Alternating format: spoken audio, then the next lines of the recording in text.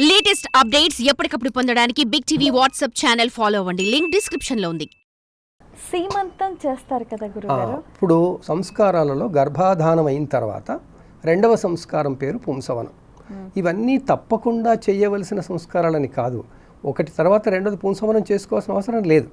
కానీ ఏది క్రమంలో వస్తుంది అనే దానికి వాళ్ళు క్రమబద్ధంగా చెప్పుకొచ్చారు. సీక్వెన్స్ అంటాం మనం. దాంట్లో మొదలు గర్భాధానం, తర్వాత పుంసవనం, తర్వాత సీమంతోన్నయనం అంటారు. దాని పేరు సీమంతోన్నయనం. అయితే మనం సీమంతం అనే పేరుతో పిలుస్తుంటాం. Short cut. ఈ సీమంతంలో ఏం చేస్తారు అంటే గర్భం ధరించింది కాబట్టి ఆ గర్భ రక్షణ కావాలి. ఈ రోజుల్లో మనం వెంటనే కన్సీవ్ అయినగానే డాక్టర్ల దగ్గరికి వెళ్ళి చూయించుకొని స్కాన్లు చేయించుకునేవని చేస్తుంటాం కదా. అలాగే ఆ కాలంలో ఇలాంటివి ఏవీ లేవు కాబట్టి గర్భం ధరించగానే 3వ నెల నుంచి 5వ నెల కానీ 7వ నెల కానీ 9వ నెల కానీ సీమంతోన్నయనం చేస్తారు. నిజానికి 5వ నెలనే చెయ్యాలి. ఎందుకంటే సీమంతోన్నయనం చేసినప్పుడు తల్లికి కావలసిన బిడ్డ మంచిగా ఎదగడం కొరకు కావలసిన పౌష్టిక ఆహారం పెడతారు. ఆ ఆహారం ఇవ్వడం కోసం ఈ కార్యక్రమం చేస్తారు. ఈ సంస్కారం ఎవరికి అంటే తల్లికి చేస్తారు. ఆ తల్లి భర్తను ప్రేమతో పక్కన పెట్టుకొని ఆ భర్త ఆ కాలంలో తల్లికి అంటే భార్యకి తల మీద దువ్వెన లాంటిది పాపిట నింపడం అంటారు. అదే చెక్క దువ్వెనతో చేస్తారు. ఆ కాలంలో అవన్నీ అవసరాలు అయ్యేవి. ఈ కాలంలో నిజానికి అవసరం లేదు. ఆ కాలంలో ఏంటి అంటే ఆటవిక జీవనంలో ఉండేవాళ్ళం కాబట్టి అప్పుడు దువ్వెనలు ఉండేవి కావు. ఇప్పుడంటే బోలెడన్ని దువ్వెనలు ఉన్నాయి. అప్పుడు అందుకోసం చెక్కతో ఉండేవి కాబట్టి చెక్క దువ్వెని వాడేవారు.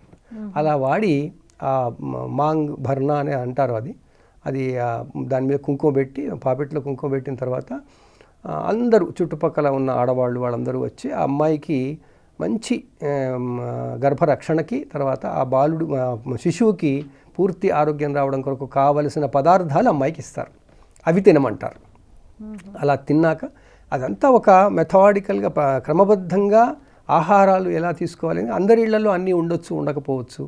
ఆ తల్లి గారింట్లో అన్నీ ఉండొచ్చు, ఉండకపోవచ్చు అని వాళ్ళు ఆ గర్భవతికి ఇవ్వవలసిన ఆహారం ఇవ్వడం కొరకు ఇదంతా దీన్ని చేస్తారనమాట. ఇది సీమంతోన్నయనం అంటారు. సీమంతోన్నయనం బాగుంది. అందరికీ సీమంతం అని తెలుస్తుంది షార్ట్ ఫామ్. అయితే ఇంకొక డౌట్ ఏంటంటే 5వ నెలలో కానీ 7వ నెలలో కానీ చేసేసి కొంతమంది రీసెంట్గా 9వ నెలలో చేసుకుంటున్నారు. అది కేవలం ఔపచారికత, అంటే ఫార్మాలిటీ చేశారు. నిజానికి ఆ పాటికి గర్భం శిశువు పూర్తిగా డెవలప్ అయిపోతుంది. వీళ్ళు తినేవాడితో అదంతా ఉండదు ఇంపార్టెంట్గా. కానీ పాలు పడతాయి, మంచి పాలు, అది తల్లి పాలు పడే అవకాశం ఉంటుంది. అవన్నీ పాలు బాగా పడడానికి, తర్వాత శిశువుకి కావలసినటువంటి బలం రావడానికి ఆ కార్యక్రమంలో పురోహితుడు చదివే మంత్రంలో కూడా అదే ఉంటుంది. ఈ పుట్టబోయే శిశువుకి మేధస్సు, తేజస్సు, ఓజస్సు అని చెప్తారనమాట. అంటే ఆ బాలుడిలో అన్ని రకాల మంచి శారీరక గుణాలు, తర్వాత ఆరోగ్య విధానాలు ఉండాలని వాళ్ళు కోరుకుంటూ దానికి అవన్నీ ఔషధులతోని వాటితోని ఇవన్నీ తినిపిస్తారు. సాధారణంగా ఇప్పుడు మన ఆచారం, అది ప్రాంతీయాల దాన్ని బట్టి ఏ ప్రాంతానికి అవసరమైనటువంటి ఆహార పదార్థాలు ఆ ప్రాంతం వాళ్ళు పెడతారనమాట. అందువల్ల ఉత్తరాదిన చేసే విధానం ఒక రకంగా ఉంటుంది, దక్షిణాదిన చేసే విధానం ఒక రకంగా ఉంటుంది. అయితే ఇంకొక డౌట్ ఏంటంటే చాలామందికి కూడా ఈ కన్సీవ్ అయిన తర్వాత తల్లిగారింటికి ఏ నెలలో వెళ్ళాలి, మళ్ళీ అత్తగారింటికి ఏ నెలలో రావాలి, ఇది ఒక పెద్ద డౌట్ గురుగారు. దీనికి ఈ ఆడ్ ఈవెన్ అంటే బేసి సరి అనేటువంటి సంఖ్యలకి మన ఋషులు ఎందుకో చాలా ప్రాధాన్యం ఇచ్చారు.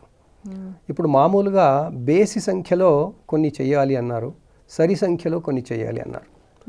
ఈ బేసి సంఖ్యల్లో ఎక్కువ భాగం మనం చేసేవి చేయాలన్నారు. ఎందుకు అంటే ఆ గణితంలో మరి ఏముందో మనం పరిశోధించాలి నిజానికి.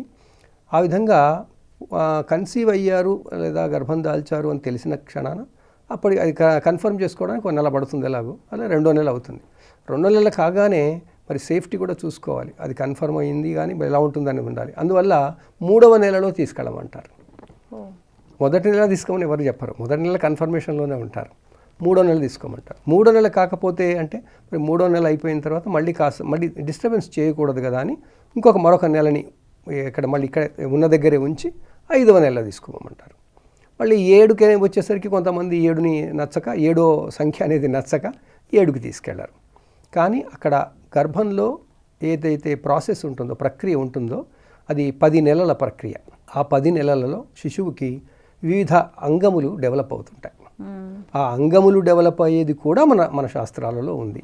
ఏ నెలలో ఏదవుతుంది, దానికి మళ్ళీ జ్యోతిషాన్ని అంటగట్టి ఏ నెలలో ఏ గ్రహం కారణంగా ఏ అంగము పుడుతుంది అనేది కూడా చెప్పుకుంటూ వచ్చారు. ఆ విధంగా గర్భోపనిషత్తు అని ప్రత్యేకంగా ఒక ఉపనిషత్తే దీనికి ఉంది. గర్భోపనిషత్తు అని ఉంది. గర్భోపనిషత్తు టోటల్గా మనం ఈరోజు అనుకునేటువంటి ప్రీనాటల్ సైన్స్ అనమాట. ప్రీనాటల్ సైన్స్ అంతా గర్భోపనిషత్తులో ఉంది.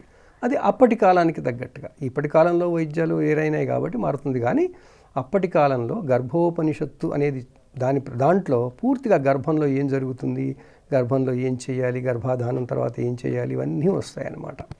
అలా మనకి సీమంతోన్నయనం గర్భరక్షణ కొరకు అని తెలిసిపోతుంది. For more videos like this, subscribe Big TV channel.